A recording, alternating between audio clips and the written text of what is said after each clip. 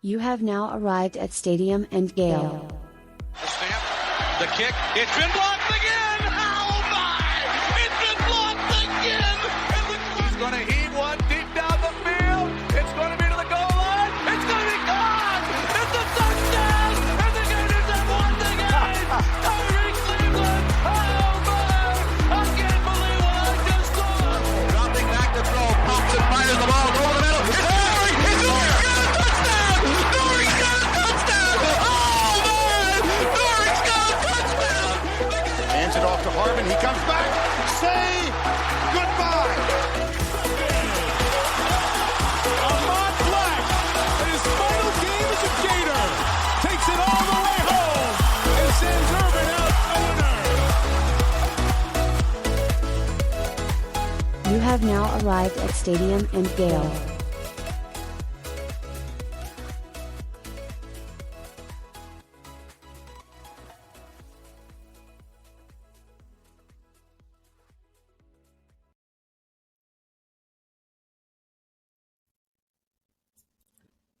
You're on mute, my friend. Amateur. I guess that's the type of show we about to get today, man. Boys and girls, ladies and gents, welcome to another episode of Stadium and Gale. It's your boy Corey. It's Dan. Nope, Nick, you're muted too, bud. This is our not first time doing this podcast. Delatory. And your boy Jay Scar, baby, what it do? What up, 2-5? Yes, sir. Vibes, man. Beautiful February Monday night. Lots of things to discuss when it pertains to the Florida Gators. Staff moves, been an eventful few days that we all been waiting on January 31st, February 1st. You know, no fireworks. Nothing has really happened, but we're going to discuss it, man. Before we get into that, how was y'all weekend? Everything solid? Solid weekend, man. Solid weekend. Couple rounds of golf. Did not get better yesterday. Had the worst round I've had in probably a year yesterday. But Saturday played great. So take the good with the bad in the game of golf. Did some moving. We got a new office space. So building furniture. Bob the Builder this weekend did some more building. That job description got to be crazy. You building furniture too, fam? Yeah, I wouldn't trust any of the furniture I built. I think I grabbed one of the chairs that somebody else built to make my personal chair. Good luck. God bless. Last time I tried to build some furniture with a studio, it was IKEA, and I took the L. I ended up calling somebody on Task. What is it, Thumbtask? I ended up calling somebody on that. Task Rabbit, one of those joints, man. So we just didn't grow up like that. So my dad, Cuban, very short temper. He was not good at building stuff. So if you bought something that had to be built, call someone up to build it. If they offered home installation, pay the extra. I feel like we used to get a lot of furniture already pre-made just as a society. And then IKEA came and then everyone else was like, oh, we can just pass this work off to somebody else. Like self-checkout. Let it ride. Right, yeah. I like a self-checkout. I don't like self-checkout. I'm going to make them boys work. I go to a store, I am not ringing up and bagging my own groceries. That's enabling bad culture as a consumer, bro. You can't enable that. Like, you need to have them scan it and bag it, man. I did a year at Publix. I'm faster than some of them. So I might get in and out on my self-checkout. Nick, you worked at Publix? This is breaking news. Publix. So this is the first time I've ever had to go into an office for a job. Wow. Had to go into Publix for a year.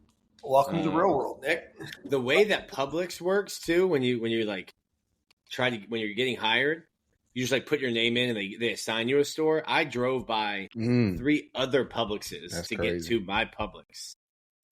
Which, buddy, that was 19-year-old privileged Nick, first job. I was like, why am I passing 3 of them? No. This is when I went when I was doing Broward Community College of Champions. Okay. So it was Weston, Publix in Weston. All right. City. Okay. Well, it's Publix. All right. Well, I had a pretty chill weekend, man. Go ahead, Jordan. Family come down, come see my little ones on Saturday. besides that, it was just a pretty chill weekend. How different do your parents act with the kids than they do with you, and than they did with you? Yeah, I don't even want to go there, man. Get away with everything and let them do any and everything in their house and in my house. And it's like, I couldn't even dare try to do half the stuff these kids attempt to do these days. But they had their time, man, so I gave her a pass. I walked in my parents' house one day, and my nephew and my son was jumping on the couch. I looked at my dad and said, "Who are you? Who are you, bro? Like, what who is are going you? on?" What happened to the guy I once knew, you know? I try to explain to them how he used to put me in headlocks bro. for those type of things. They look at me, Grandpa? Like, yeah, Grandpa, bro. Like, same yes. guy. I was Allegedly. It's Same definitely guy, not allegedly. the same guy, but same body. I had a solid weekend, nothing special, man. Just track, a weekend off from football. First weekend, we got a little taste of no NFL, no college. So I was trying to figure out what to do with my hands, man. I had just empty hands. The basketball game wasn't kosher. Didn't play out like I wanted it to, but solid weekend, man. Just bopped out. Good deal. Yeah, tough basketball game on Saturday. They've got Auburn next Saturday, so that'll be obviously a big game to watch upcoming for the Gators basketball program. We talked a little bit about it last week. Todd Golden is better coach as a fugitive, I guess is what we learned. Just kidding. But no, Gators basketball. We'll talk a little bit about them towards the end of the show. Let's just talk about it now. Super Bowl is on Sunday. We get the Eagles and the Chiefs. Who do we got?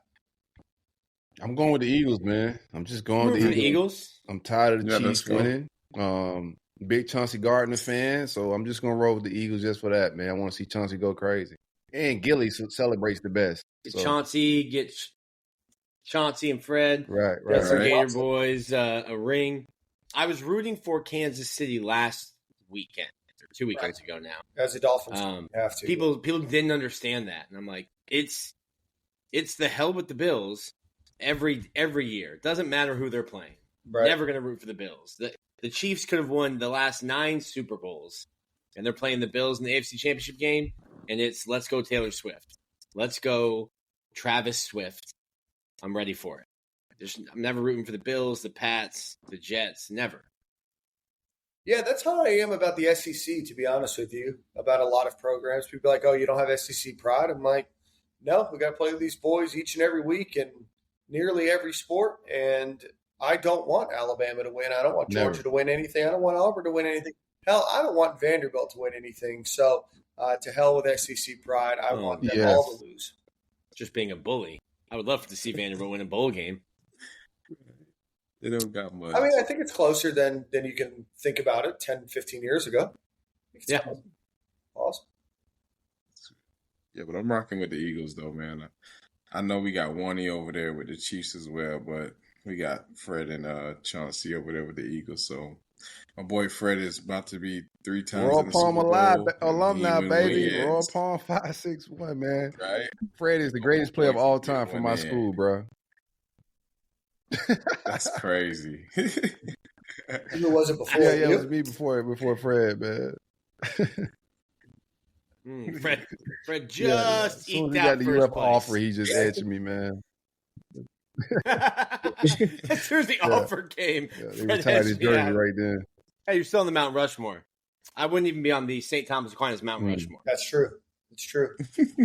That's shocking. We, of course, high school, as you can imagine, didn't produce a lot of NFL talent. They do have NFL Hall of Famer Steve Hutchinson. Yeah.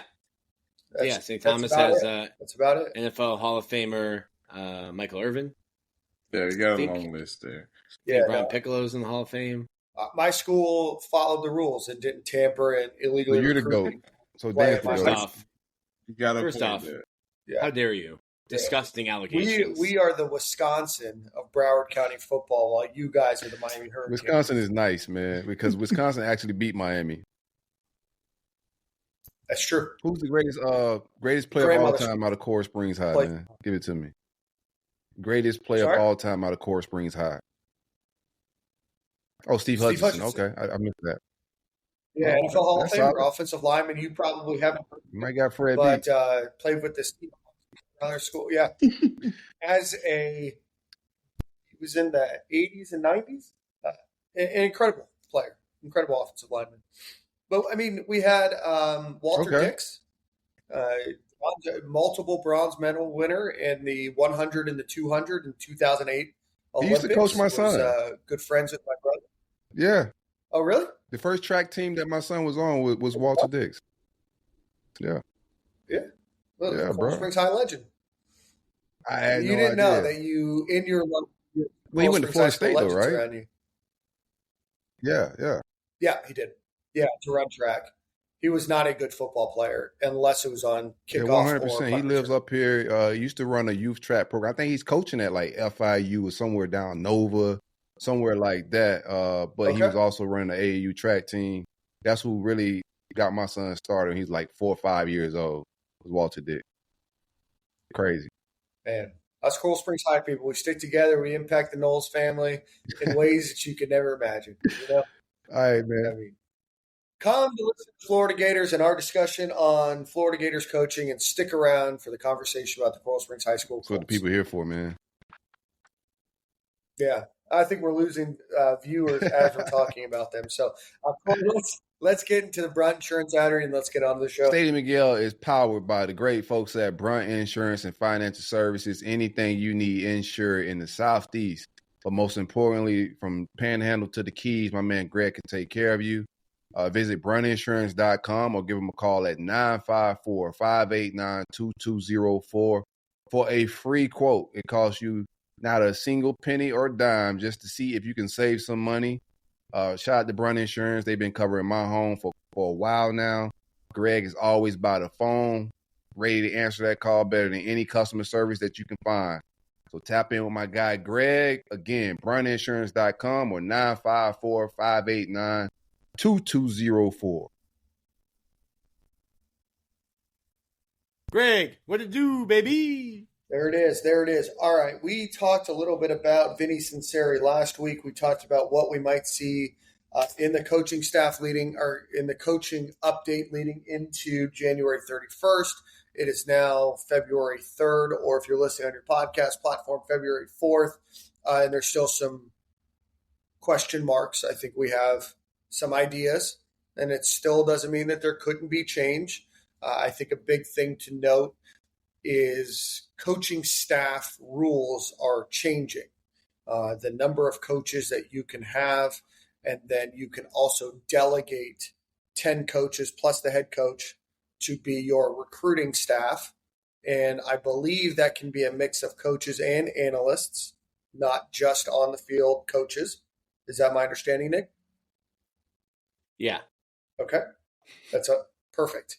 And then your coaching staff can and will probably look different going into next season than what you're not used to, because there will be an increased number of coaches potentially on the field or with the job title up in the box, whatever it might be. So definitely some different wrinkles being added to coaching this year. So even if it looks full, it's my understanding that it might not necessarily be completely full. Well, they started last year where analysts can coach on the field, analysts, quality control. So there's no limit. There is still a limit of your 11 that can go out on the road. Now you can say like, hey, David Decker, if you thought, you know what, we want David Decker, who's a quality control receivers coach, we want him on the road instead of Billy Gonzalez, and Billy can talk to the recruits when he's here. You can do that. Right. You have to take one off the road to put another one on. That's a new rule, correct? It was in effect last year. Oh, last season. Great. Yeah, that was just part of the NCAA just catching L's. And the new one was the Tennessee. This would be NIL stuff, but the new one, they instead of taking it to court while they were getting sued, they were just like, you know what, whatever you want, take it. So NIL collectives like Florida Victorious can now be part of the recruiting process. Nice. Which some schools were already doing. We counting on you, bro. Now you can recruit. Send me the bags, and I will legally. I'm just letting the people in the comment section and the people that are listening know know who to No. talk to. I see what you're trying to set up. Yeah. I see what you're trying to set up, and I refuse. I reject your reality. I bet Bree is probably like, man, I just quit that job. Like, now But FloridaVictorious.com, join-now. All your money that you give for your membership is going directly to our athletes, potentially future athletes, which is a new thing. But, so it's not really changing. I feel like the way that you're saying it, Dan, is giving fans who were melting down, crashing out today on the message board or on Twitter, giving them like a branch to hold on to. Yeah, it's a little hope. It's a little hope. Like, not really. Like, we can do the segment. Nick was right. I don't like that segment, and that's I think it's still incomplete, Nick. Okay. Yeah. Hopefully my microphone's better. This platform's getting my butt. Yeah. You sound better. You sound like you're in a tin can. You were whispering into a tin can earlier. It's switched to my computer mic. I mean, technology. I work in technology. I still can't figure it out. I'm with you guys, man. So I know that we're putting out there just to educate the fans that, like, this staff, me and Dan talked about it a little bit this weekend when I did a live screen logo talk. We spoke about the staff as we know it as of now is going to stay intact.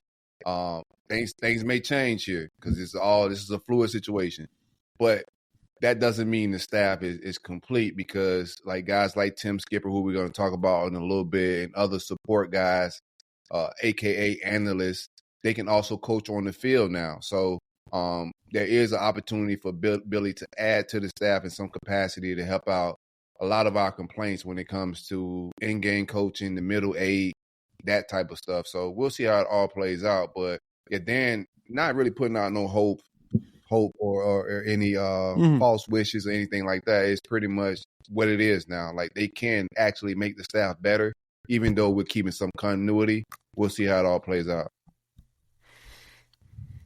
Well, I didn't think Dan was saying it in order to create the branch. I just felt like a fan base. You're not muted. I'm unmuted. You're not muted. Keep talking. I thought you said you're muted. I just felt like a fan base which was crashing out would take what Dan was saying as they know something. They know something that's not out there.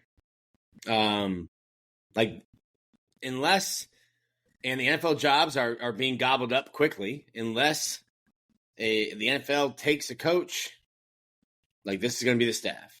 So this is my question, Nick, right? So the NCAA is changing to remove countable limitation on teams' on-field coaching staff, allowing unlimited numbers of coaches to provide help on game day. That was like Ryan O'Hara. They kept showing him on the sideline, him coaching. That, like, Ryan O'Hara was not allowed to do that during games or practice. He was allowed to do that last year, and you showed him doing it last year. Yeah, it's like, that's not a new. You can still only have the certain number going out, but that change was last year, where analysts, quality control people were allowed to actually coach and instruct, because previously it was only the 11, the 10 assistants and the head coach could coach when you were on the grass. Jordan can tell you that. I've got questions on semantics then, Nick. Jordan will tell you that every school always abided by that. There was never any graduate assistants coaching. So I think it just probably more so just made legal what was already rampantly happening. Like when Prohibition was repealed, you're like, oh, yay, we can all start drinking alcohol again. So, but if then there definitely weren't before. But if there's no... If that's allowed, now you can have an inside middle line, or you can have an inside linebackers coach and an outside linebackers coach. You don't necessarily need to call them an analyst anymore or a quality control person. And that salary changes too, if they're not just some analysts that are just prepping the game, right? Maybe that's the change. But honestly, quality control, there's no limit on what you can pay them. No, but if you're trying to bolster the staff and make it better, like say a Tim Skipper. And if you're bringing him to be a extra linebacker coach, random. We'll talk about him in a little bit. But they say You're bringing a guy like Tim Skipper that's got the qualifications to be an on-field coach, but all those spots are taken. To be attractive to him, because he might have a few offers here, is to offer a salary close to, if you got the money to blow like that. And some of these staffs you're gonna see Texas and the Georgias and the Bamas start paying extra money for 4 or 5 running back coaches, because why not, right? Like 4 or 5 linebacker coaches, because why not? So if you're gonna start getting that aggressive and want a staff that's just one of the top, not like pay those guys in that role, not analyst salaries, but coordinator salaries, position coach salaries, I would say.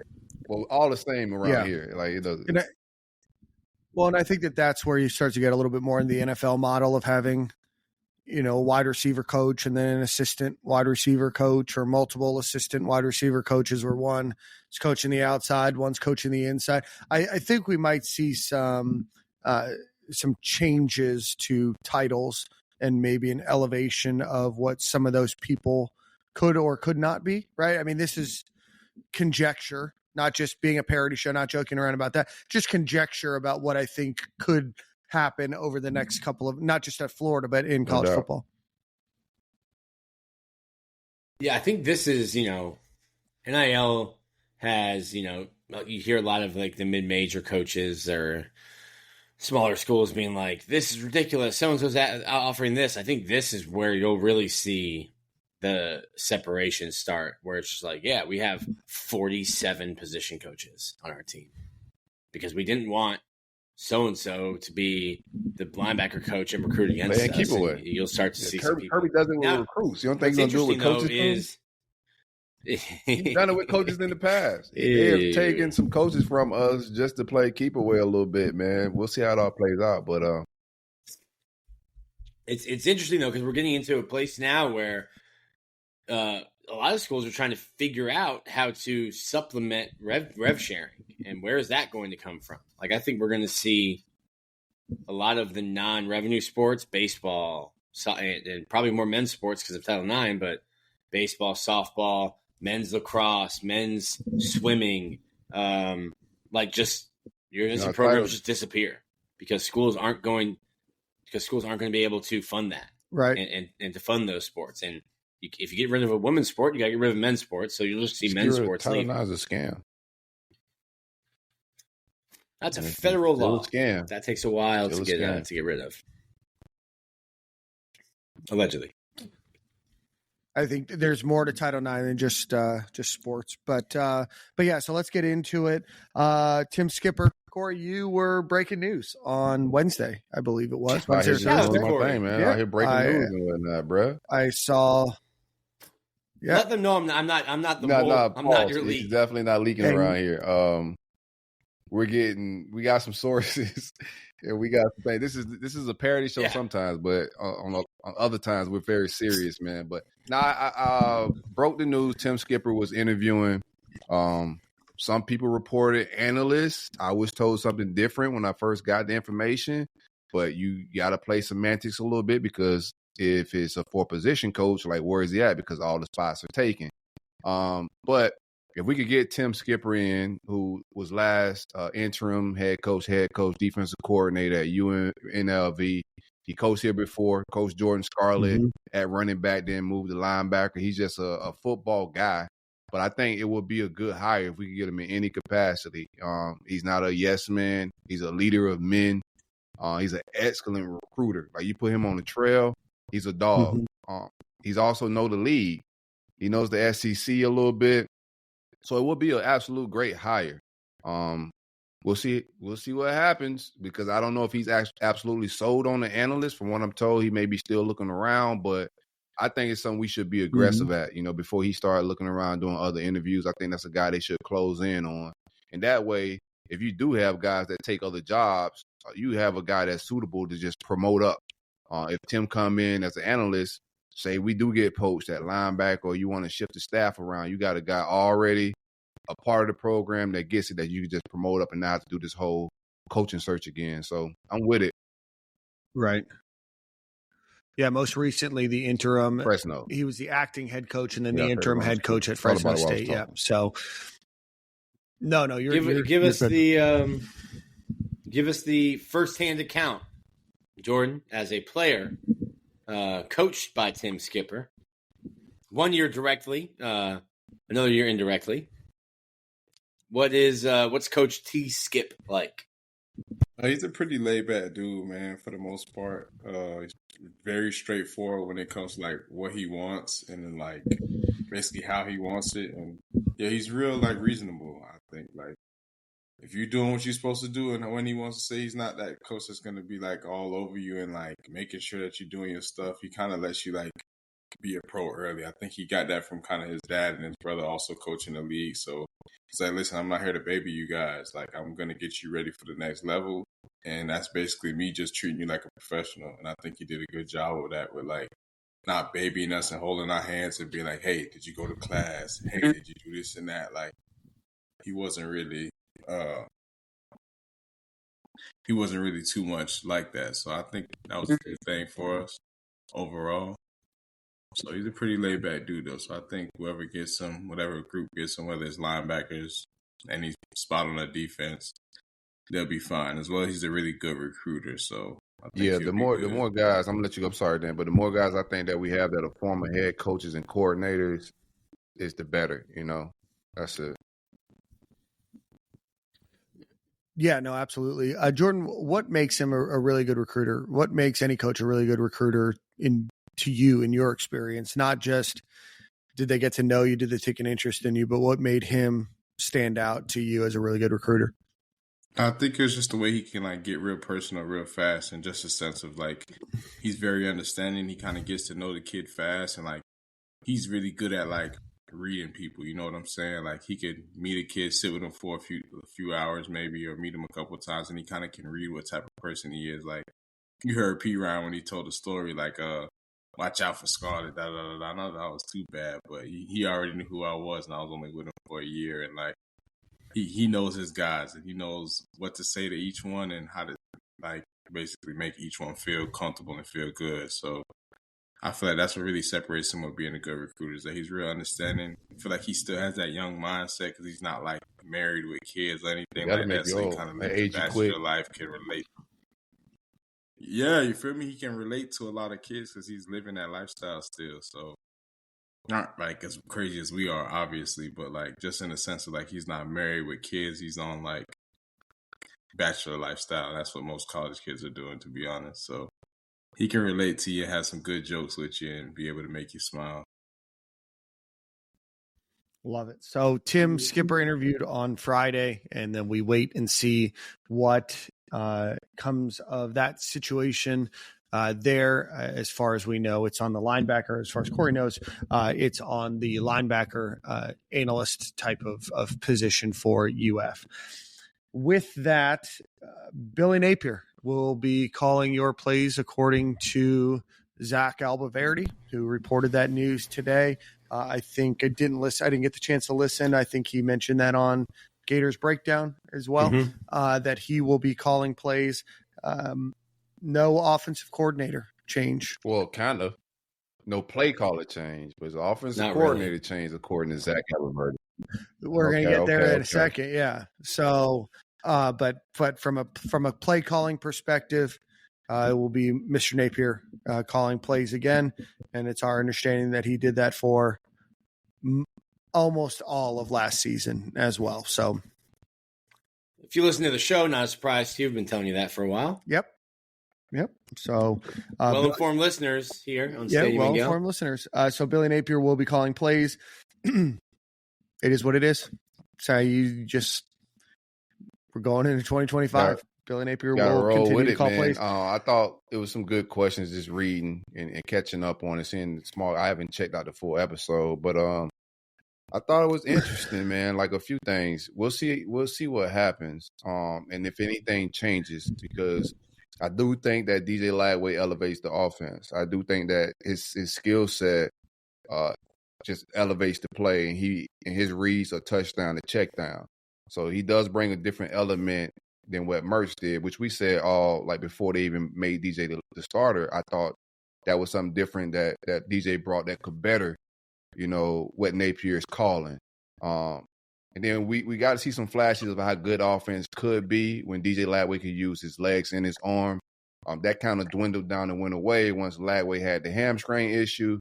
Then it was more of watching Lagway have to make plays from the pocket, not really use all of Billy's offense with the RPO. So we'll see how it all looks. If DJ's healthy, the RPO, how elevated the offense get. That playbook should expand. Like DJ's comfortability should expand in the offseason. That jump from freshman to sophomore year, you can speak on that too, Jordan, of how much an athlete, advances from freshman year to sophomore year. But we should see an uptick in a lot of guys play around DJ, not just DJ. And we'll see if that all helps Billy play calling. But we all here to criticize and just watch it and celebrate whatever it may be.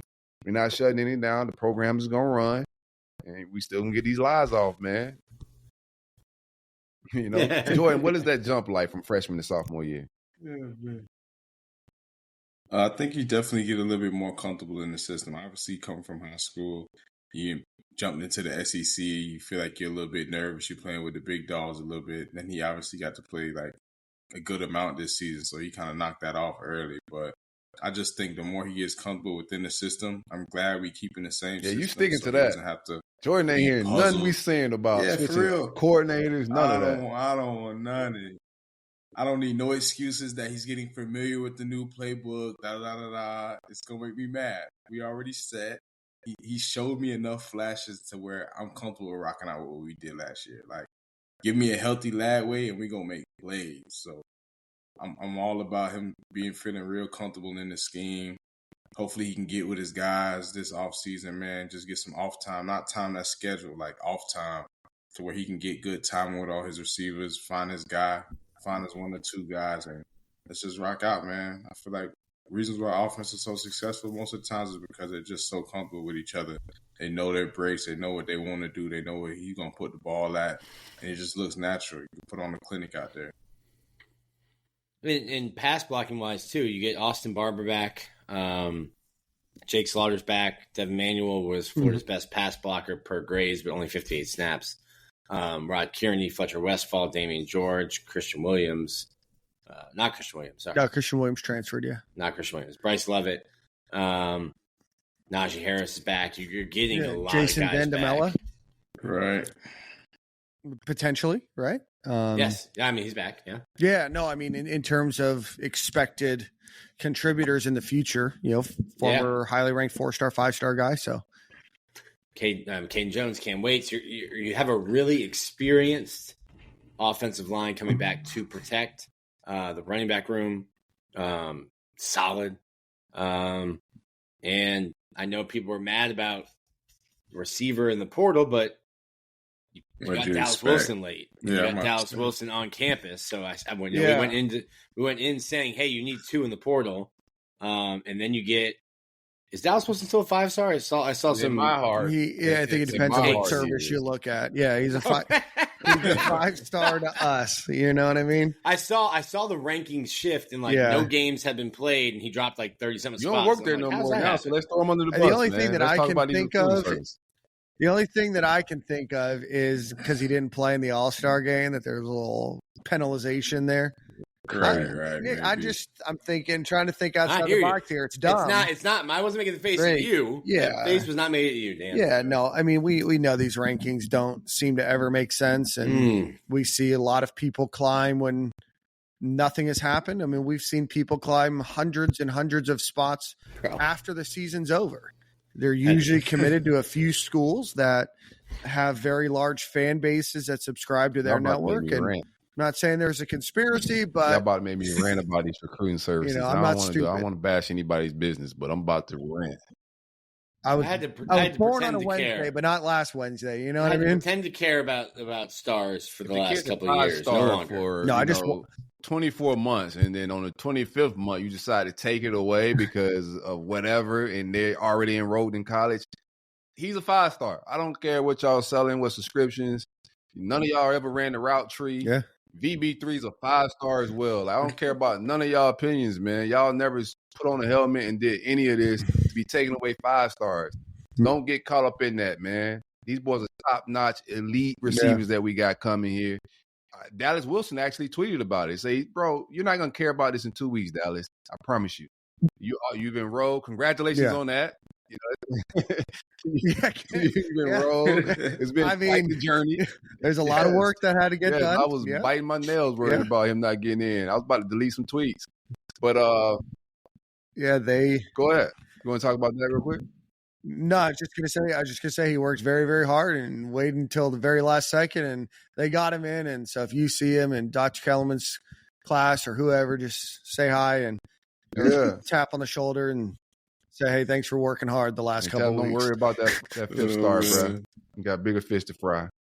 I've been hearing good things about just the receiver room altogether. Just to speak about just some of what I'm hearing off the field. Vernell, VB3, like professional, showing up, ready to go, you know, and Nation as well. Like those guys are coming in and they working. Dallas got there a little late. We'll see how he started to work out, but I've been good things out of receiver room. I know we all wanted another guy out of the portal, but Tank Hawkins, I'm hearing very good things about him. Like these dudes are working hard, and they look good. Like they look like they ready to be SEC starters from what I'm hearing. So let's just take our time and see how it all plays out this spring. But I think we got our receiver room intact. The talent around DJ is there. So let's not lose our wig and crash out because Billy's about to call his 8 plays again. I'll give you a little insight. So I've been able to. New job has perks. Been at some of the practices. Been at some of the workouts. Oh, we pay you the big bucks. I think the cool part. I think the cool part about the cool part about being at an 8:30 lift is not having to lift at 8:30. Just kind of standing there with my water bottle, just being fat. You don't want to join in? I 8:30. The sun's barely up. Jesus, God is barely awake at 8:30. I'm off for like 3 hours. Not trying to be lifting. That's nuts. That's I've been at the office for an hour and a half. Right? Crazy. The competition. I think one that stuck out to me was like Vernell looking at like Nation, and Nation doesn't look big, but strong. And I think the freshmen looking at each other, being like, "Oh, dang! I thought I was ready." Yeah, the guy that just came in with me stronger, and I think kind of pushing each other. That's been cool to see. While I drink my coffee. Yeah, no, I think all 3 receivers that came in this year, Vernell Brown, Nation Montgomery, and Dallas Wilson is the best on paper recruiting class of wide receiver in a very long time. We'll see if they produce, right? They're still freshmen. But I think on paper, that could be amongst the best that they've had in a very long time. I like that they just gave Dallas Wilson just one little more chip, though. Like, get that boy a chip. Put on his shoulder, have him mad, and have him with a point to prove. I like all of that, bro. But receiver room is ready to shoot. You got shooters. Yeah, I can't lie. I won't be surprised, if one of those boys end up leaving. Oh, don't do that. This year, next year, just because I'm just calling a spade a spade. It's like you got 3 dudes who want to be that guy. Y'all all freshmen. We already got another receiver. Like not to say we don't need them. We need the depth, yes, but I feel like we're gonna be more of a run heavy team because we got backs, we got Lagway, we can do a little read option. So it's only one ball. So they're gonna be on the field. Not these old guys to lead, bro. Not the young boys. Let's get some of these old coons out of here that ain't producing. I know. I feel you, but them boys gonna be like, man, I'm about to go somewhere else. Somebody else gonna be throwing. They don't have a lot of older wide receivers though. Very young room. Very young guys. I'll push off the cliff right now. Somebody to leave is just how young it is. You said one of them old what? Oh man, don't do that to me, bro. I could say that, so it wasn't no run Robert. No, jeez. The message boards are going to be on fire again in the morning. They're already on fire saying, hey, we led the fan base astray. Like, we didn't lead the fan base astray. Nah, man. We pass on information that we get from very reliable sources, man. Sometimes that information is leaked to do some domino effects on other things, man. But I'm going to do my job of getting said information out there. And we'll see how it all plays out. But I keep saying that a lot. That's my new thing. We'll see how the staff and everything shakes. We continue to talk. Chapman had an interview with the Chicago Bears. Gerald Chapman, defensive line coach. Yep. That caused some crashing out as well. People got into their feelings about that. From what I was told, any coach being taken by the NFL is a 40% buyout of the remaining contract. They got to be paid to the University of Florida. Gerald Chapman just signed an extension, so that likely saved him from being poached by the NFL because Chicago didn't want to foot that bill. We don't know if another NFL team may want to come out to Chapman and maybe foot that bill, but right now he's safe. But it's no coincidence. I don't think he's just taking interviews because he's just happy with his job. And from what I was told, just to reiterate, there's just two guys on the defensive side that wasn't comfortable with a couple things. But you got to be coveted too. You got to be wanted. You know, you're not just gonna quit and just be laying on the streets taking unemployment. So if there's no job offers, then you're probably gonna stay intact and continue to collect these 6-figure checks. We've seen that. I've seen that with John Hevesy. I do find it very interesting, though, as somebody that's been around the message board world for a little while and on the On3 message board, distinctly remember some people bemoaning Gerald Chapman getting hired around this time last year, that all of a sudden are very, very upset that he was potential to leave for the Chicago Bears. I'm fair. I did like the Gerald Chapman hire. My tweets are out there. I thought he was a good hire. Yeah. Yeah, he's definitely an up-and-comer at the time. It's funny how quickly the wind shifts on the message boards. It's not a G5 terrible hire by Billy once the NFL want him, right? Yeah. But Florida does have some language in their contracts that does make it a little bit harder to get a coach from the University of Florida to the NFL. Not saying that a school won't pay it. They lost Patrick Toney and Kerry Colbert a couple years ago to the NFL. So it could happen. It's just an extra obstacle. Not saying that Gerald Chapman isn't very much qualified to be in that role, or that the Chicago Bears don't think that, but it's just there is something there. It does look like from an offensive line perspective, and we talked about it on this here show, that Rob Sale will be back. For now, it looks like all signs point to him being here.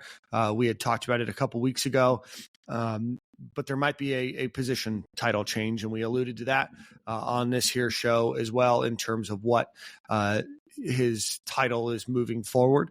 You could just see one offensive coordinator on the staff going into next year, and that would be Russ Callaway.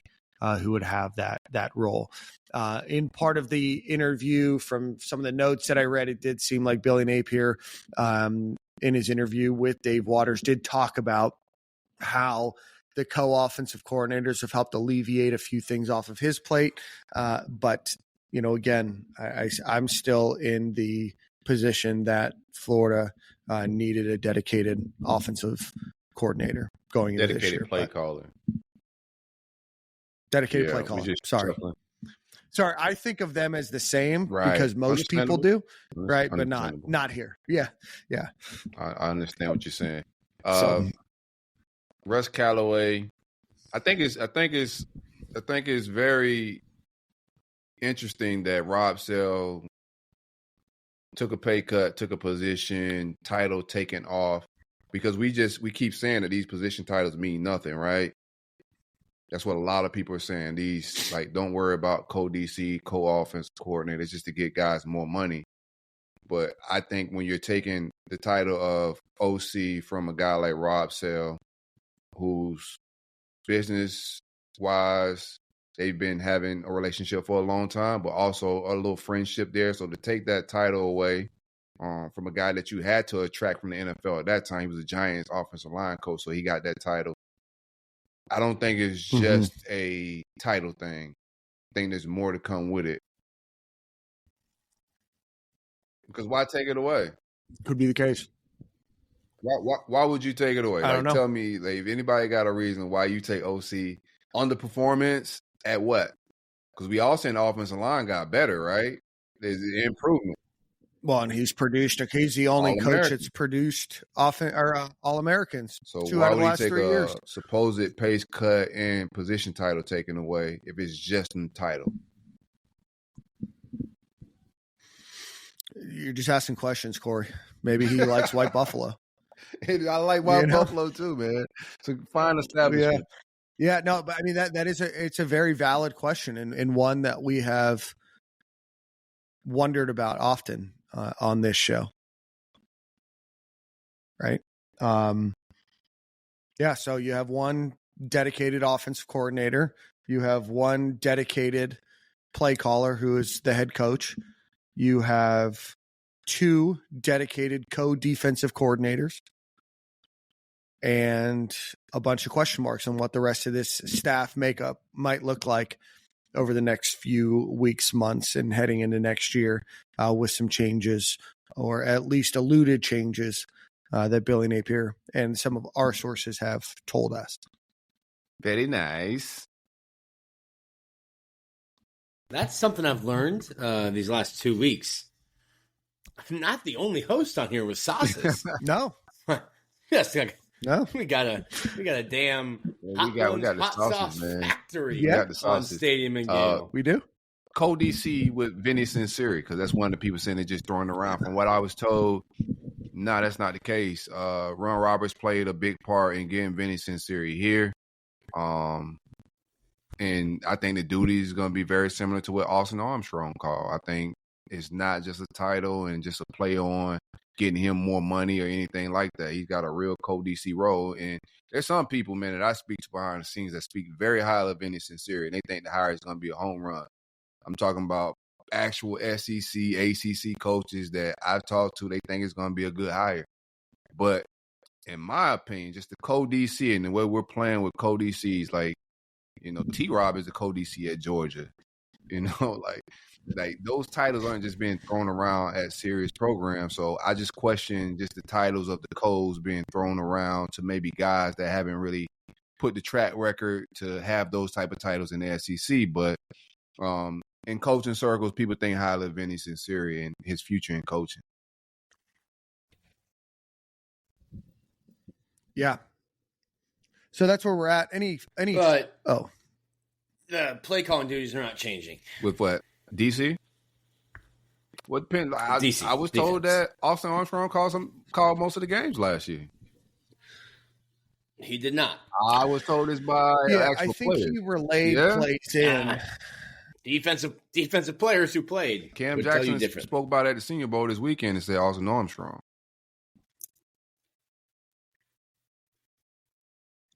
Maybe that's an issue. You know what I mean? Like, if you don't know who's calling plays, I mean, everybody knows here I played hockey, right? I had a goalie coach and a head coach, right? So I kind of knew who was relaying information to me. I didn't play organized football, and that to me sounds like it's confusing if you don't know who the offensive coordinator or defensive coordinator or whatever it might be, right? Yeah. It's not inspiring confidence, Nick. I mean, but the defense did play better.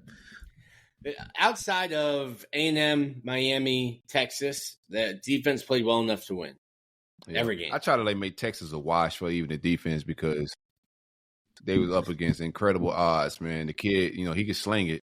He could spin it, but thank you. The kid could spin it, but they was up against some crazy odds playing Texas without DJ. So yeah. Jordan, you back? Jordan. No, you're still very low. You're still very low. Maybe turn up the sound on your mic. Oh man. Did you change the setting? Sorry, this is a little live producing here.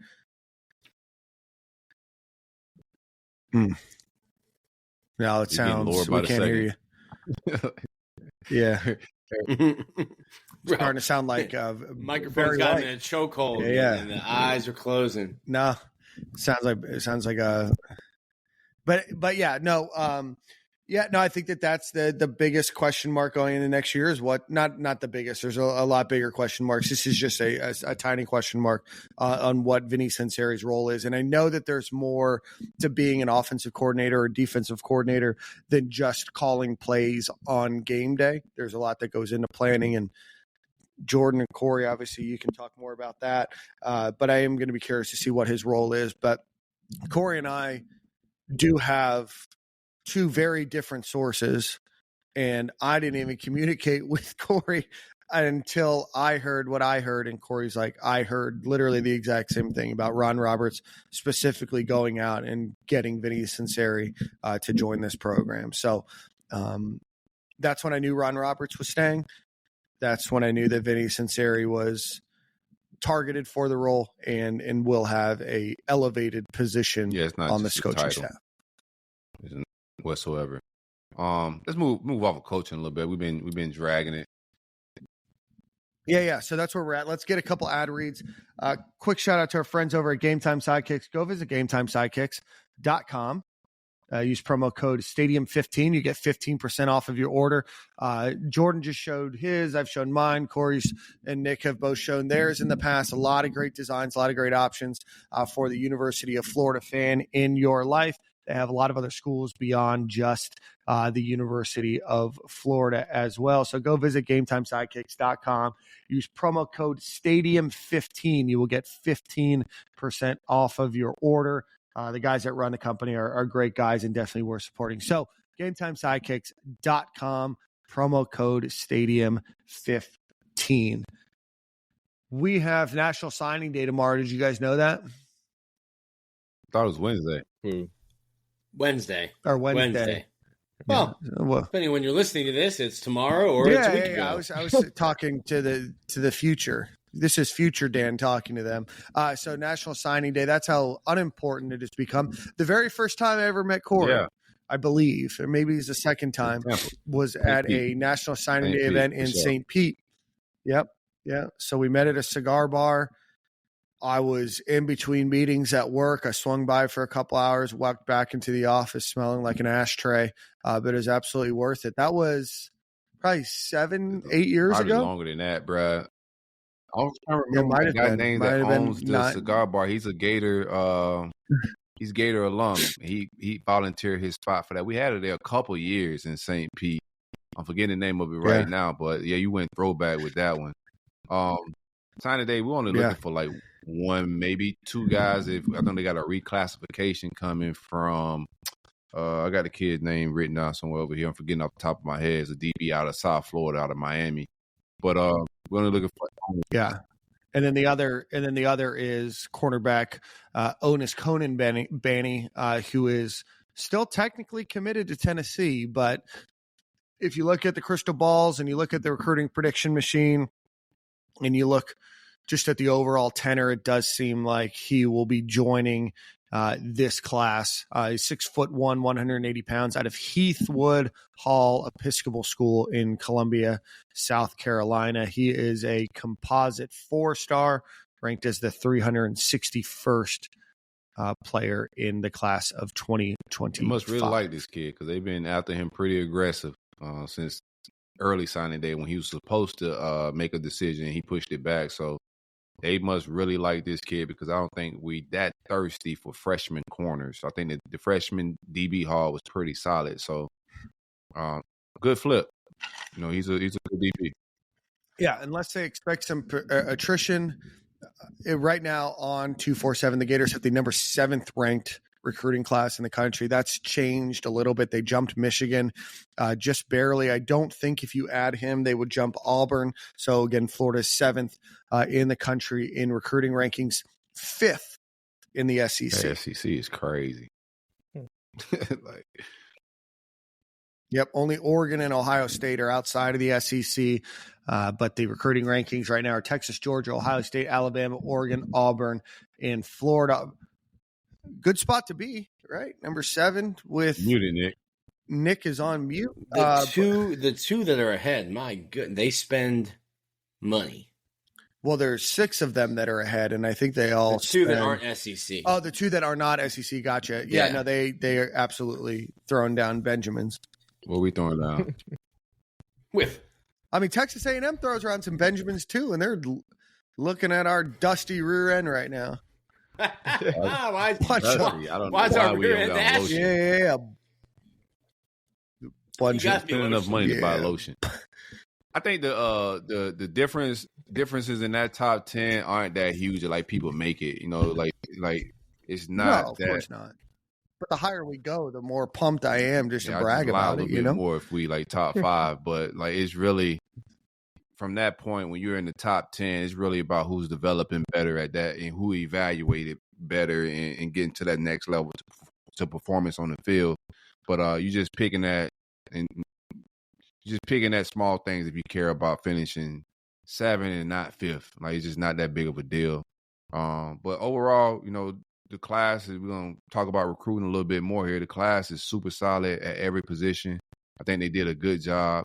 Could do better, of course, at offensive line. We're going to continue to harp on that. But overall, good haul. Yeah, no, I think that you can look back at this class and say pretty job well done in a lot of areas. I definitely think, I mean, you just alluded to it. I think the offensive line is an area that they could have done better in. They were able to flip Tavarius Dice, who I think will be, you know, a future starter. But they got Jahari Medlock. So you only got 2 offensive linemen in this class. Now, the last couple of years, they loaded up on names, and we're starting to see some of those guys make an impact already. And then in the next year or two, I just think 2 is just maybe doesn't seem enough. I think you're missing a guard there. And I know that there's a backlog at the guard position right now, but you know, tight end is never going to attract the sexiest names here. I think at wide receiver, cornerbacks, linebacker, defensive line, I thought they did a good job. And then they were able to get 2 running backs, 3 running backs to add to a large stable of young talent that they Jordan have was talking now. about somebody leaving the receiver room. Like, you better watch that running back room after this spring, bro. There's some fierce competition in that room. If you ain't shaking it in spring, you might want to catch a cut. Why? Because there ain't enough ball going around for that. Most importantly, they got 18 guys early enrolled, which is another good thing this staff does, man. Yeah, 18 dudes, fresh body. And I think the ones that didn't enroll early aren't allowed to by school rules, right? So, like St. Thomas, not going to happen. That, or ain't happening, Captain. That's when you guys care about academics. That's the one. That's the one time. No. They care about academics. They always were like, what's that called? The National Honor Society. The National Honor Society. Something that Jordan and I weren't in, like National Merit Scholars. National Merit Scholars has to do with the SAT. Actually has to do with the PSAT. That might have changed. All right, nerd. Shut up. Had enough of you. Anyway, we had a bunch of those nerds at St. Thomas too. we had a bunch of nerds at St. Thomas too. You would have fit right in. Nick was also taking geometry as a senior. I get it. Yo. I was taking cooking chemistry. That was a makeup class. Cooking chemistry. Hashtag Miss Cerrito. Gang. Making spaghetti with Major. I had a Miss Dorito as well. Miss Cerrito. Oh, Cerrito. I had a. Did you have Miss Cerrito? Dorito. No, I did not. Hey. There you go, Jordan. You were in real chemistry. Okay. Sound great. That silky smooth voice is back. Yeah, I'm trying. I'm trying over here. Yeah, technology. Nick, what's the word on? I was told the players, and I watch these clips, so I get curious and I ask a lot of questions. So I'm watching social media. And then football teams puts out these clips. I'm like, why? Okay, I see blue jerseys. I see white jerseys. Why are there a few players in black jerseys? Is that injury? And I was told no, that those are the players that are performing excellent in workouts and whatnot. It's interesting. I haven't looked at that yet, but everything they do is tracked. So like I was watching they do lifts at 6:30, 8:30, 10:30. They have them split into 3 different groups. Some of that's just based on class schedules. If you have an early morning class, something like that. But like everything is tracked. They were doing like sprints, and Tyler's telling them, "Hey, I need you at 80%. Like, don't go full go." Like as the guys are running back, he's holding an iPad and he's getting like the live data, and he's telling them like, "Hey, this is what you're running at." So like that would make sense to me if they were giving guys jerseys every lift that they do. I'm watching guys. You have an iPad in front. You click and you're tracking every lift that you do, and it's the speed that you're doing the lifts, and that's how they know. Okay, if he's doing this too easy, hey, we're adding 5. And I watch him add weight on during guys' lifts. Like, hey, you need another 5 pounds on there. You need another 10 pounds, 5 on each side. So that would not be a surprise to me, especially because they just finished foundation and identity, which is really like the grind of their off-season program, the identity phase. It would not be a surprise to me if they put guys in it because of how they did during the foundation phase, and then you kind of move it up. They also track everything on a board, and each week someone is named the Swamp King. So there's some machines that they do that give you like actual like numbers.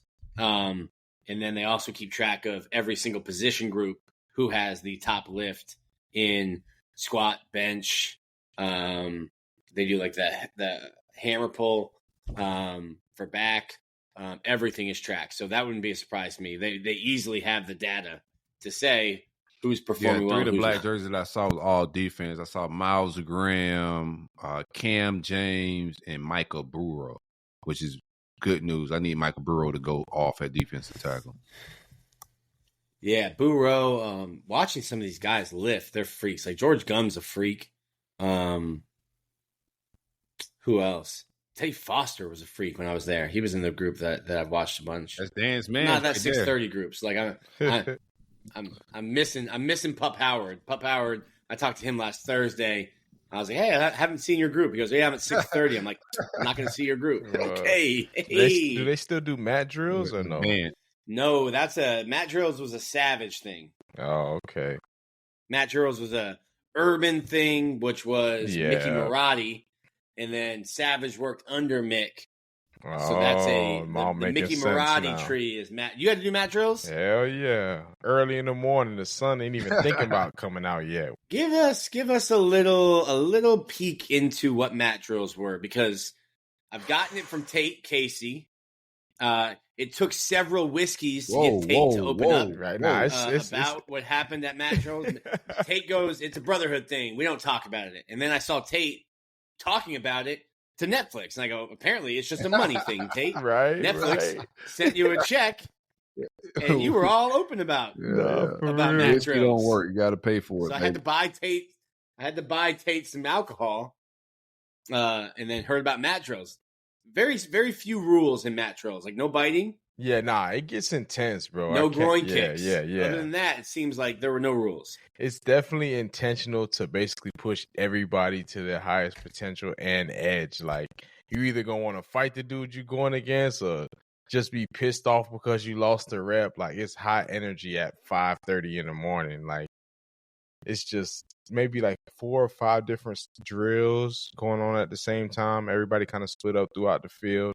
Some dudes are like wrestling a dummy, and basically you got to like be on the floor and like get the dummy from the guy, and the loser obviously has a punishment. So that's kind of what kept the tempo up in that drill. And it was like a tug of war drill. It was just basically a lot of like different drills that push you to your limit into fighting and competing. Calling them drills, I think, is generous. Right. It's drills, but it's basically making you hate everybody you're going against, because you're going to want to fight them when you lose, because you ain't going to want it might just be as much as like, hey, don't let him get past you. Exactly. Whistle blows. Right. No more instruction. Just don't let him get past you. Yeah, it's just like and that. And if he does, you don't want to know what the losers of the drills are doing. I'm telling you. Then you hear out everybody screaming down in your ear. You really don't even want to lose no reps. So it's definitely high intensity early in the morning. And I think that's another part that makes it kind of bad, because it's like, who wants to be doing all this at 4:35 in the morning? Like, come on. That's going to make everybody want to fight. Who's waking up on full tank at 4:30 in the morning. Also, full tank, the aggression meter is full. I'm telling you. Literally, we'll be finished with the workout, and it's still dark outside. We're walking back to the facility from the indoor. It's still dark out. That's when y'all were getting the boxing gloves out, getting back into the locker room. Exactly. No more mat drills. Yeah, that's crazy though. I feel like mat drills always kind of brought the dog out of some people who ain't had that dog in them yet. So I feel like that's kind of a necessity. But I'm trusting in Mr. Napier. I hope he got it all under control. Those guys fought last year. They fought for him, so they got some kind of. No, he got the buy-in from the players. Like the players believe in it all. You know, he's got to sell the fans a little bit more on what he's trying to. But the players, like, they never quit. You know, they stayed bought in. You didn't see any locker room things where players quit the team like we've seen in the past. So, like, that, I don't think that's the issue as far as – I think they do a good job. Just give flowers what they need to be given.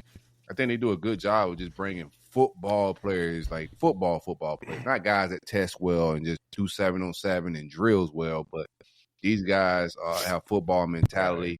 A lot of them come from championship winning programs, so they don't have that quit in them. So the eval and the team building part of it, I think that's done very well. We just got to fix that in-game coaching, baby, and we got us something here. We'll see how it all works out. Yeah, no, absolutely. So that's where we're at there. What else you guys want to talk about? Softball starts this week. Softball starts. Baseball starts soon. Next week, baseball starts on Valentine's Day. We need to get you boys up to Gainesville February 28th, March 1st, March 2nd. Okay. It will not be the same right fielder, but somebody has got to catch Daniel's verbal jousting. Well, that out from guy the berm in right is field. probably, if I needed to rent a car to get up there, he's probably working at my local enterprise. You know what I mean? Oh, no. Yeah, it's actually a good segue then, Nick. I want you to talk about baseball, so get yourself ready. I got sent this shirt by our friends over at Alumni Hall. I ain't getting no shirt. Baseball shirt. Well, where's my shirt? Yeah, no, you didn't. You didn't. You got a shirt? You got a shirt, Nick? She sent No. it. No. Okay. Hold up a different sponsor. Yeah, no, you too can buy one. She just sent it with the check that I had to cash. So anyway, a little about how the sausage is made live here on the show. I'll try to get you guys a shirt. We'll figure it out. But Alumni Hall, go visit them on Archer Road in Gainesville, or go to alumnihall.com. In the month of February, so we're 2 days in, you've got 25 more days, you can use the promo code Stadium and Gale, all one word, and you can get 20% off of anything in the store. Okay. That's a solid discount. You know what I mean? So 20% off, alumnihall.com. Baseball, softball, football, golf polos, gifts. Maybe you want to do some early Christmas shopping. You start to get that, done early. Valentine's Day gift. Valentine's Day. They do have very fast shipping. So go visit Alumni Hall. Not a mathematician, but that means you're only paying for 80% of the product, but getting 100% of it. Look at that. That's right, Nick.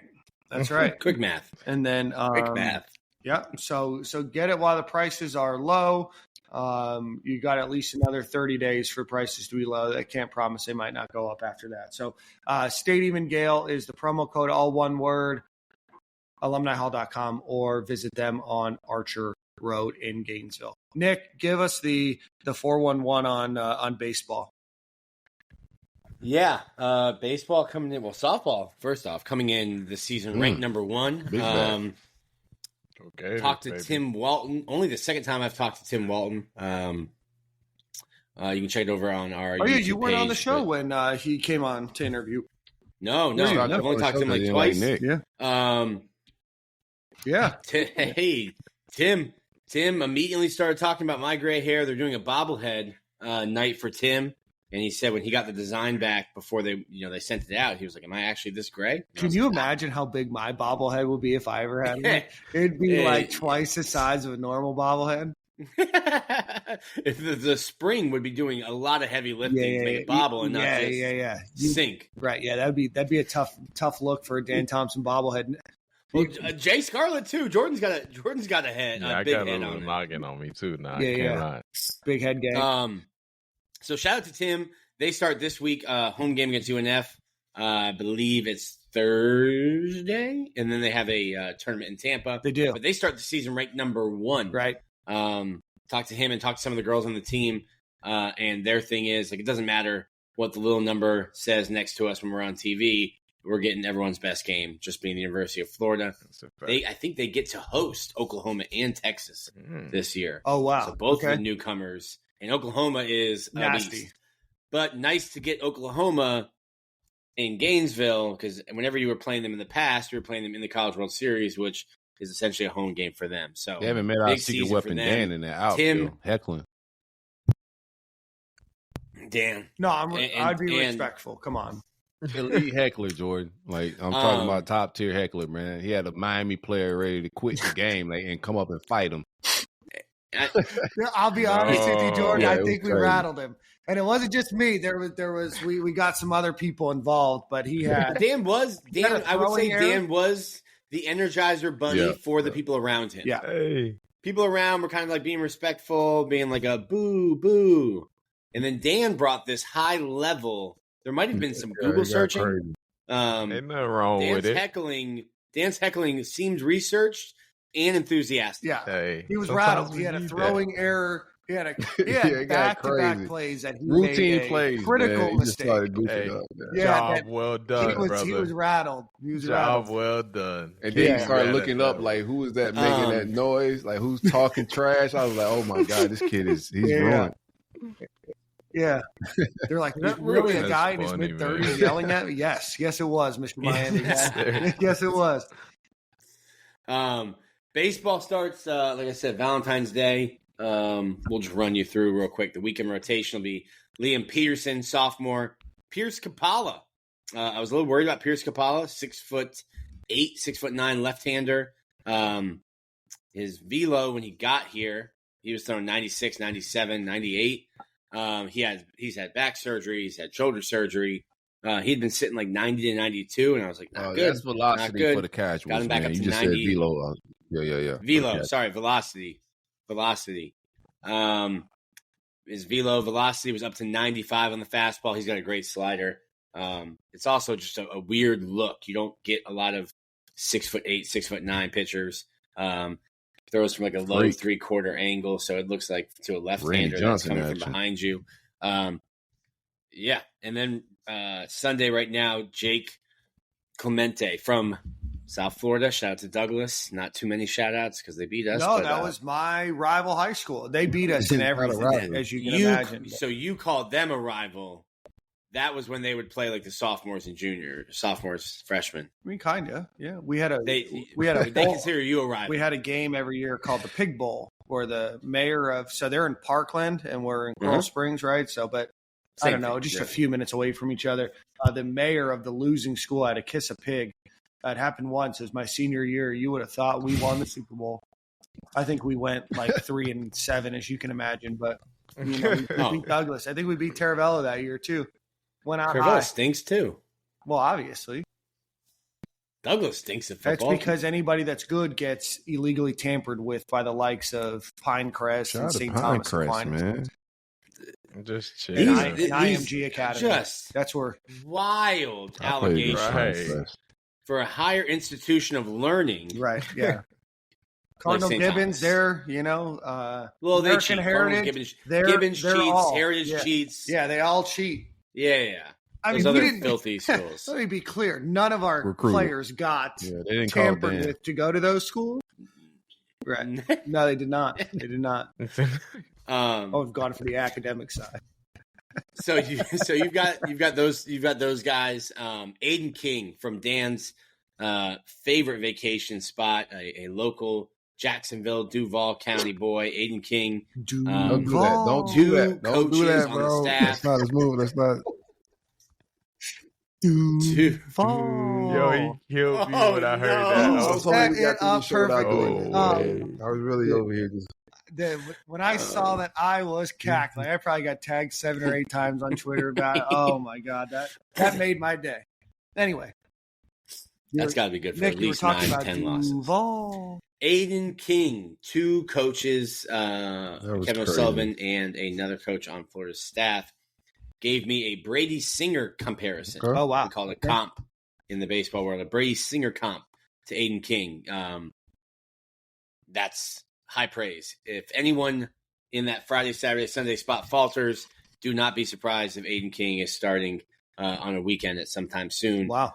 Unfortunately for the Stetsons, for the Bethunes, for the UNFs, you'll see Aiden King on Tuesday and Wednesday night before he moves into a weekend role. Pitching staff is kind of young. Might go through some growing pains, some bumps and some bruises. But they've got some good arms, some guys like Matthew Jenkins who came from a junior college. And then offensively, the lineup is just going to be able to hit right there. The lineup is just going to be able to hit. The lineup's going to be able to hit. I was talking to David Kopp, Coral Springs legend, David Kopp. And he was kind of talking about kind of the struggles that some of the pitching staff has gone through. And I said, listen, the good news is this offense can score probably 9 runs a game, and you're going to have some wiggle room until the defense picks it up. Just going around the diamond, you'll have Luke Heyman, Brody Donay catching DH. First base, Brendan Lawson, who's a freshman from Toronto. Go Canada, O Canada, maple syrup. Cade Kirtland, who is in his junior year, he's been starting at shortstop since the first game his freshman year. Colby Shelton's back at shortstop. Bobby Bozier, a USF grad transfer, Dan, third base. Okay. Left field, Blake Sear, Miami transfer. Yeah, he's good, right? It out. He's very good. Really good, yeah. We wouldn't have him. No, he was too far on the opposite left side, yeah.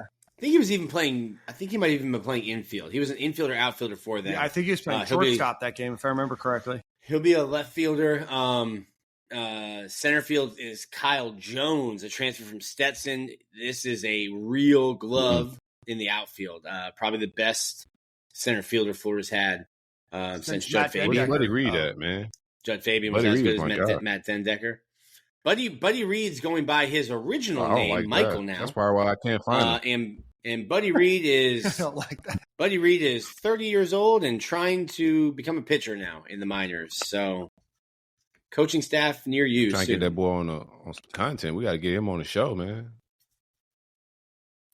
He's going as Michael Reed now. He also didn't have a big personality. Not sure.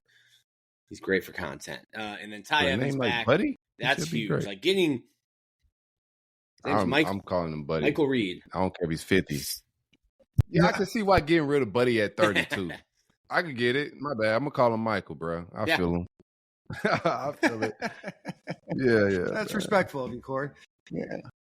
And then you get getting Ty Evans back. It's kind of like what I said last week about people complaining about the transfer portal. I'm like, well, if you would have gotten a Caleb Banks, if you would have gotten a Tyreek Sapp, if you would have gotten a Jake Slaughter in the transfer portal, you'd love it. But you just you retained all of them. They didn't go to the NFL. Right. They didn't hit the portal. You retain them. Getting a Ty Evans back, and baseball's a little bit different because you lose your bargaining chip if you stay for your senior year. When you stay for your senior year and get drafted, the MLB can just say, here's $50,000. Mm-hmm. If you don't like it, you can go play in Korea or Japan or Mexico, but we have your rights. And you don't have a bargaining chip. When you get drafted after your junior year, you can say, hey, here's what I want. You're going to come really close to that, or I'm going back to school and you lose your draft pick. Okay. So you don't get a lot of guys to come back for their senior year. Getting Ty Evans back, getting Colby Shelton back. Luke Heyman was a draft-eligible sophomore. Getting these guys back is huge. So you have a bunch of guys on this roster now who have played in Omaha once, twice even. And I think you have offensively a lot of experience. And I'd have to look up to see how many home runs they hit last year. Could come close to that. Now, there is no – people keep asking me, who's the next Jack Caglione? Like, you're asking me who's the next Tim Tebow. It's like, hey, man, you You had 2.5 years to enjoy Jack, but that's not a thing. There is no. It takes a village to raise a child. It takes a village to replace Jack Cagliano. It's not a one-to-one replacement. You've been known. You're like internationally known for your baseball lives. So how far can this team take it, man? This team can go to Omaha. That's every single year. Like, I'm not going to use that analogy or that explanation because it involves my former employment. But half of the years I've been here, Florida's gone to Omaha. And, like, it's really hard. There's 290-something teams, 300 teams in Division I baseball. Only 8 get to go to Omaha. You need some luck. You need to stay healthy. Like, we're looking at the team last year throughout the season to the point where baseball talk was banned in the middle of the year on our show because the team was performing so poorly. Right. That team ends up. We were talking about Florida. Yeah, they beat FSU. They finished third in the country. Yeah, maybe not making it to the playoffs at all, to the tournament at all. And that team ends up, like Dan said, playing longer than FSU, the best team FSU had in over a decade. So you never know what it's a really long season, 56 plus games. You have to stay healthy. You could lose 2 pitchers and all of a sudden the trajectory of your team is completely different. You could have a couple guys not perform. Last year, the sophomores that we thought were going to play really well, Cade Curl and Luke Heyman, just did not hit the way we expected. But the expectation every single year for Florida baseball is to get to Omaha, and they're certainly talented enough. The pitching staff is really deep, but again, young. So you might take some bumps and some bruises, but they did a really, really good job in the transfer portal. NIL is a big deal. Tennessee won. I won't say who it was, but Tennessee won the College World Series, and one of the boosters who was there says, "Tony, this is awesome. Thank you. Here's a $3.5 million check. I feel like you're behind in the portal because you've been here so long." And then Tennessee went and spent that money, and Tennessee's going to be good as hell this year. They just got, because of the Diego Pavia rule, they just got a kid who's played 3 years at UNC, 1 year at UT, University of Tampa, and UT. I was out of eligibility. University of Tampa is like baseball program, actually best Division II program. Yeah. Like many time national champion, yeah. Yeah, I think like 6 or 7 national championships. I had an offer to go there. Didn't. They won a national championship my freshman year. Idiot. Man, you played yourself.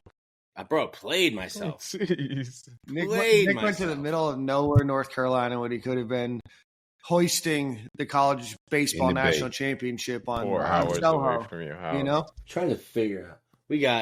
We got over there. We got just trophies. Nobody knows what they're showing. MVP. Okay, all right. We're offensive MVP.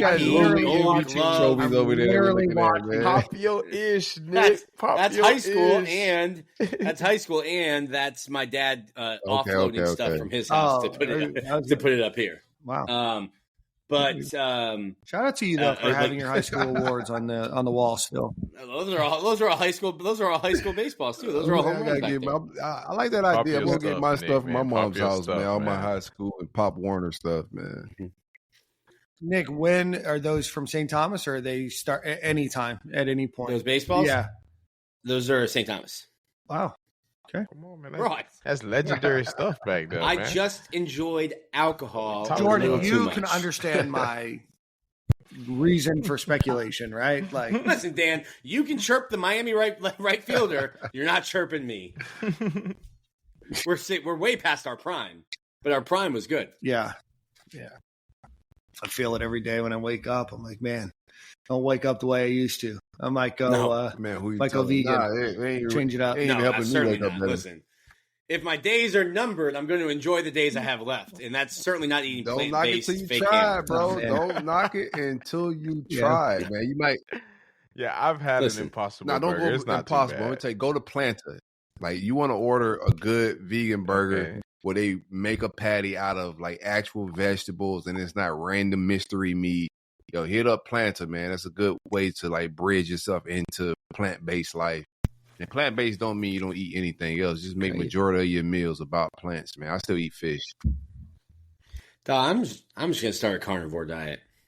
We need to bring balance to the podcast. Let's do it, man. Remember that McDonald's dude diet. that was just eating McDonald's every day and just trying, let's try it out. Yeah. I don't eat that either. Well, he was also a raging alcoholic. Yeah, I know, but that don't work for my joke. Yeah. Oh, yeah. No, sorry. I didn't mean to ran your parade. Nah, but enough of plant-based talk, man. Let's not talk about my diet. Yeah, so we'll be at a baseball game. Baseball team looks good. A lot of new names, a lot of new faces. I think that's just going to be college sports for the most part. At least the major revenue sports is you're going to see a lot of changes year over year. Some years maybe more than others. Both players coming in and going out as well. Trying to think, softball obviously. I got a DM from a fan of the show that said her and her daughter wants to hear more volleyball talk. Okay. I don't. Wrong show for that. Yeah, volleyball is over for this year, so we will put that on the docket for the football. Pardon me, for the fall timeline. Sorry, lady, we're not going to be talking about volleyball on this show. Yeah. Shout out to Mary Wise, been on the program twice. Yeah, we'll if it's add in it the fall, to the end of the we're show. gonna have our hands full, man, with a lot of things. Yeah, no, it's smack dab in the middle of football season. Yeah, I think it's the first sport that starts, if I remember correctly. They start really early on here. It's either women's soccer or... You know what? I think soccer does. I think it's women's soccer. We have start. Yeah. We have women's soccer. Women's soccer. Yeah. It used to be a once proud program. How do you know, Jordan? Oh. I don't know anything about that. Jordan was quick to be like, "Oh no, there is a women's soccer program." I was like, yeah, he probably supported the volleyball team too. It's just football season, so he couldn't go to the games, man. But volleyball games is the vibes, if you know what I mean. Yeah, their practice was over right by what was it?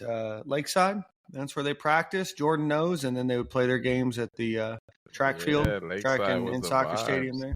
So yeah, no, I think they do, but yeah, no, that's going to be in the fall. So conversation might be a little bit more limited, but we'll do a better job. Let's run through it right now. Men's basketball is 18-3, 5-3 in the SEC. Women's basketball is 12-11, 3-6 in the SEC. Men's golf is just starting. They've got one of the top 10 golfers in America right now. So that'll be a team to watch out for. Won the national championship, not this past season, but the season before. Women's golf is in a tournament to start their year right now. Gymnastics is 6-1. Men's diving, swimming and diving is 4-4. Women's swimming and diving is 6-2. Men's tennis is 4-2. And women's tennis is 2-1. So there we go. Does that bring us to the end of our show? Oh, I think track wasn't track just starting their season somewhere? I think track starts. It's definitely started because that's my dad's bag. He's already hit me up about UF track and their 4x1, their 4x4. It's definitely something happened with track.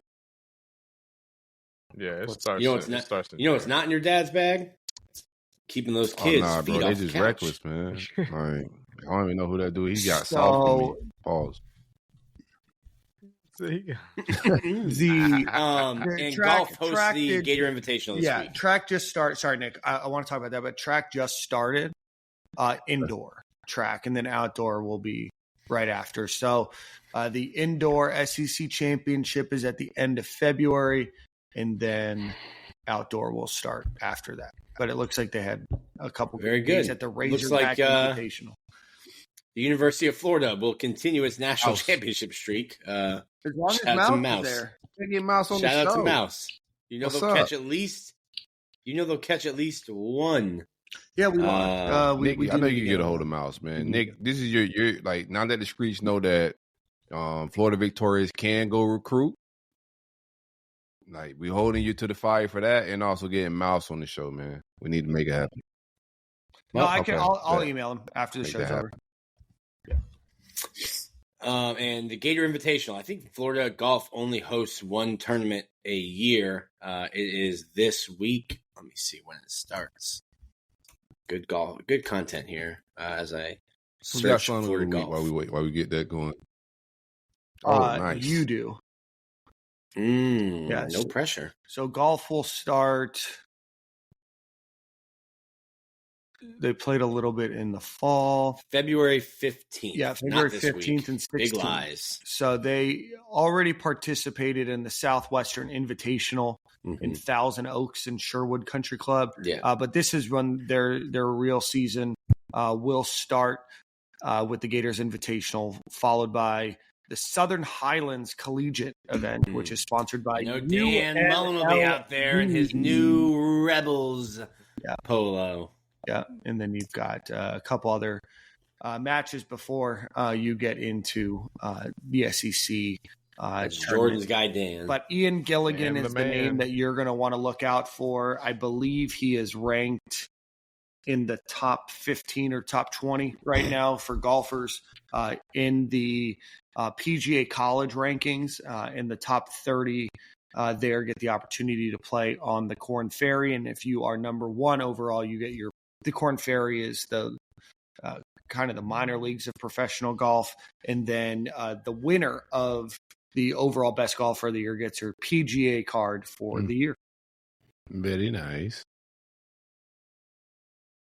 So, all right, we'll do one final ad read. Forgot to mention our friends over at Home Field Apparel. Go visit homefieldapparel.com. Those baseball pullovers will be ready shortly. So if that's something that you want for baseball season right around the corner, go check them out. But a bunch of Gator logo, vintage logo apparel there that you can get, and then about 100 other schools. So go visit homefieldapparel.com. Use promo code Stadium and Gale, or sorry, Stadium and Gale, and you get 15 or 20% off of your first order. So again, homefieldapparel.com, promo code is Stadium and Gale. Corey, song of the week, man. I'm gonna give it R&B. Give it some R&B vibes. I don't want to scare anybody, man. So Young Blue, Live Forever. Nice little jingle. Y'all watched the Grammys last night? No. Kendrick Lamar pulled up in the that Canadian was hilarious. tuxedo. Yes, I love the subliminal beef disses that's still going down. Right, I'm looking at it, I'm like, why is this dude in the Grammys jean in a jean outfit? You got all this money, you got on all jean. Come to find out, the internet will bring it up. He's wearing a Canadian tuxedo. This guy is more shots. He just don't take a day off from the beef. He don't. I don't watch award shows. Me neither, but Kendrick was about to get a million awards, so I pulled up. Highlights, yeah. Is that the first diss track to ever win an award? Yeah, gotta be, right? Yeah. Definitely the diss track of the year. I heard Beyonce won Country Music Album of the Year. They gave her DEI. Yeah. Probably, with that Texas. I'm out. I'm out. I'm out on all the Grammys. Numbers with that song. Like overall, I'm out on all the Grammys. I don't need to watch a bunch of millionaires in a room patting each other on the back. I'm good. All right. You're muted. Yeah, Corey, you're muted. I like this, though. We can't hear him rebut. Corey. We can't hear him rebutting what I said, which means I'm just right. Yeah. I like it. Joy, you going out to the Super Bowl? Oh, man. Oh, there you are. Yeah, I'm out there, man. I'm in the Super Bowl. We're going to see how it goes, but I'm going to be up there from Thursday. So, and my wife doing a Lululemon event, a Lululemon That's a long time to be in New Orleans. Man, I'm just trying to stay alive No, up there. bro, go like robbed. I was in New Orleans for about 3-4 days, man. For a whole, was it Labor Day weekend? It's like you just got to have your head on the swivel, and you can't be out here all lollygagging in the streets. But that's why I said you got to be on point. Oh, you'll get robbed out there. My business partner got robbed. I already know them boys. I think you'll be fine. You'll be Ty fine. got robbed out there, bro. It was hilarious, man.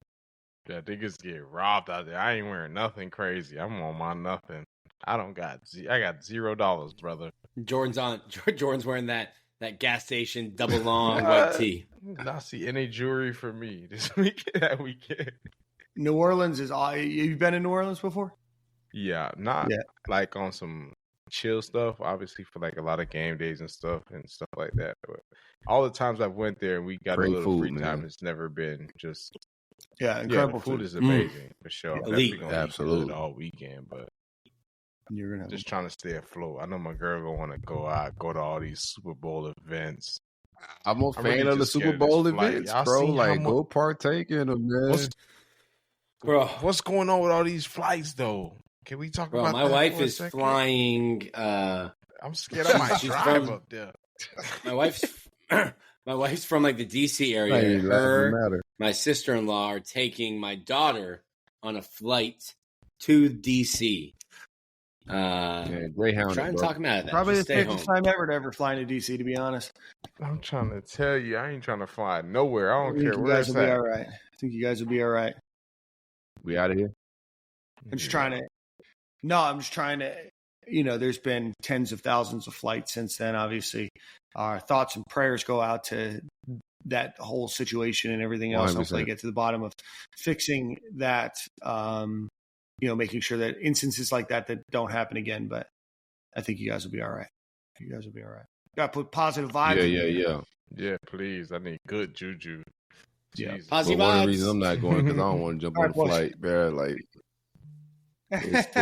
so ever since the first thing that happened in New Orleans, I just been a little apprehensive about just travel altogether. So that just do another wrench into the whole plans. But yeah, if you're traveling, don't shut down your life because of tragic things happen. It's always going to happen. That's just life. Just move, prayed up, and with your head on the swivel, you'll be all right for the most part. Like Dan said, thousands of flights went out since then. So yeah. Absolutely. All right, guys. Well, we will see you at the same corner, same time next week. all right. Have a great rest of your week. Peace.